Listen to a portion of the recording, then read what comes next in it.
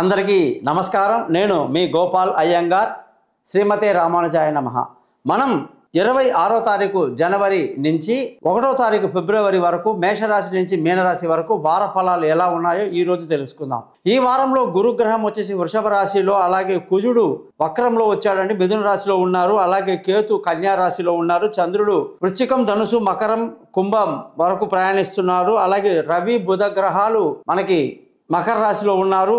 శని, శుక్ర గ్రహాలు కుంభరాశిలో ఉండడం జరిగింది. అలాగే రాహు కుంభరాశిలోకి వెళ్తున్నారు. శుక్రుడు 29వ తారీఖు మీనరాశిలోకి ప్రవేశించడం జరుగుతుందన్నమాట. దీన్ని బట్టి మన రాశులకు ఎలా ఉందో ఈరోజు తెలుసుకుందాం.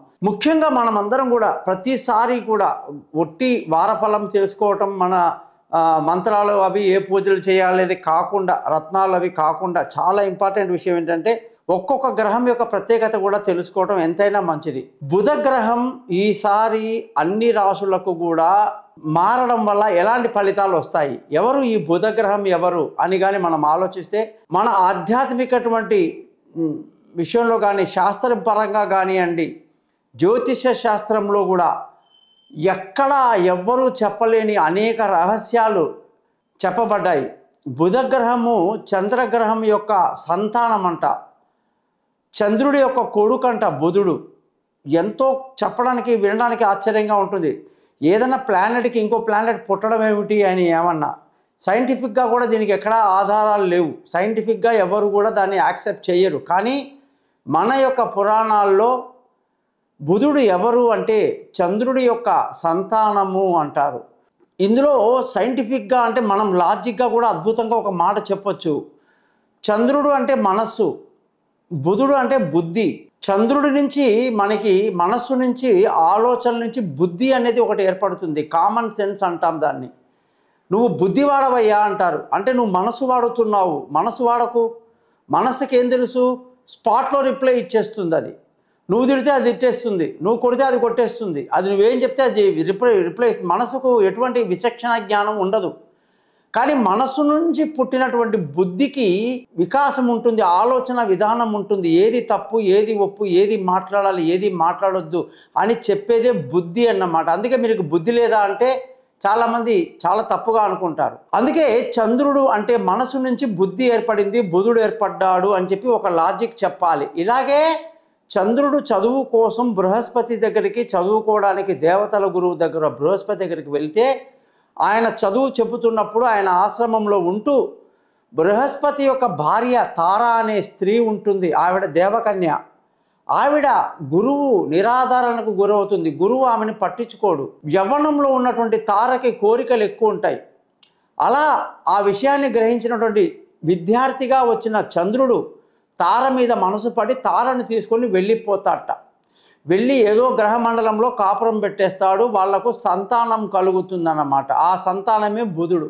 ఎప్పుడైతే బృహస్పతి ఈ విషయం తెలుసుకొని వెంటనే మహావిష్ణువుని వెళ్ళి తన ప్రాబ్లం చెప్పుకుంటే, మహావిష్ణువు వెంటనే విషయం తెలుసుకొని చంద్రుడిని తారని పిలిపించి ఇద్దరికి బుద్ధిమతులు చెప్పి, దేవతలు కాబట్టి భావి వరసలు ఉండవు కాబట్టి తారని బృహస్పతి దగ్గర పంపించేసి చంద్రుడిని మందలించి పంపిస్తే, ఆయన చేతిలో ఉన్న కొడుకుని విష్ణువు కాళ్ళ దగ్గర పెట్టి వెళ్ళిపోతాట. అతనే బుధుడు.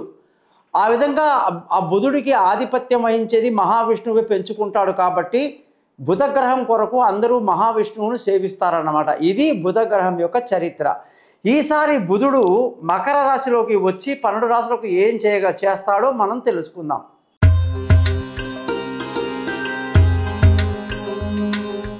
అందరికీ నమస్కారం. సింహరాశి వాళ్ళందరికీ 26వ తారీఖు జనవరి నుంచి 1వ తారీఖు ఫిబ్రవరి 2025 వరకు వారఫలం ఎలా ఉందో చూద్దాం. సింహరాశి వాళ్ళందరికీ కూడా సూర్యుడు 6వ ఇంట్లో మకర రాశిలోనే సంచరిస్తుండడం వల్ల ఏ నిర్ణయం తీసుకున్నా 1కి 2 సార్లు ఆలోచించి నిర్ణయం తీసుకోవాలి. తమకు తామే శత్రువు అన్నట్టుగా మీరు తీసుకుని కొన్ని తొందరపాటు నిర్ణయాల వల్ల మీరే ఇబ్బంది పడతారని తెలుసుకోవాలి. ఏమాత్రం కూడా ఇతరుల మాటలు వినడం కానీ, ఇతరుల సలహాలు తీసుకొని మీరు ముందుకెళ్ళటం మంచిది కాదు.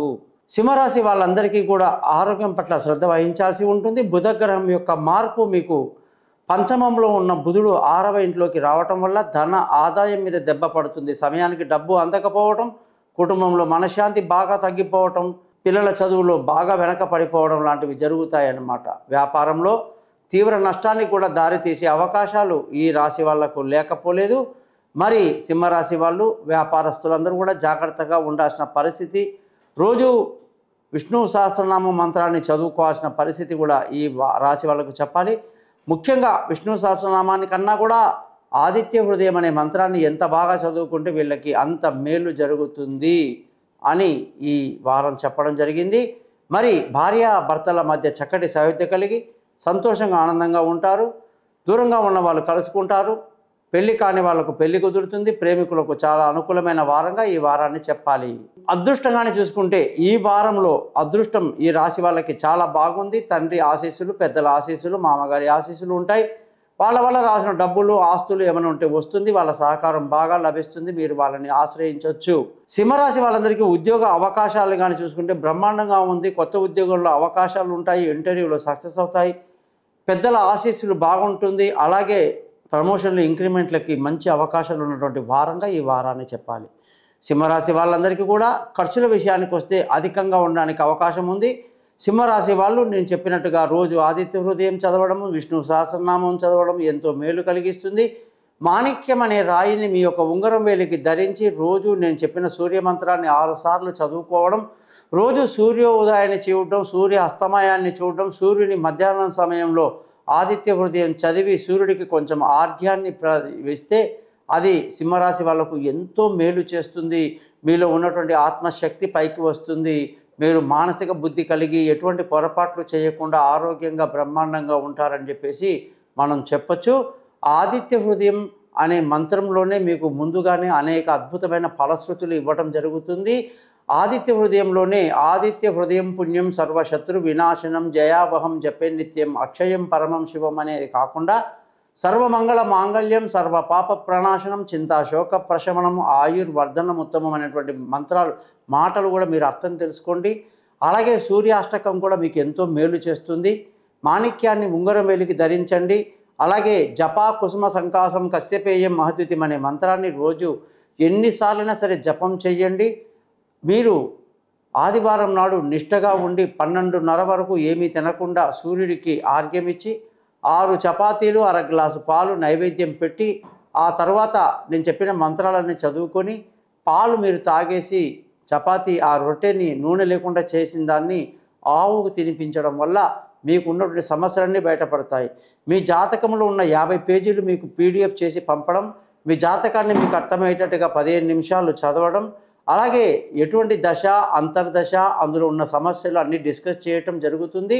చక్కటి పరిహారాలతో మీరు చాలా హ్యాపీగా ఉంటారు. తప్పకుండా నన్ను కాంటాక్ట్ చేస్తారని, ఈ ఛానల్ని సబ్స్క్రైబ్ చేస్తారని ఆశిస్తూ మీ నుంచి సెలవు తీసుకుంటున్నాను. మీ గోపాల్ అయ్యంగార్.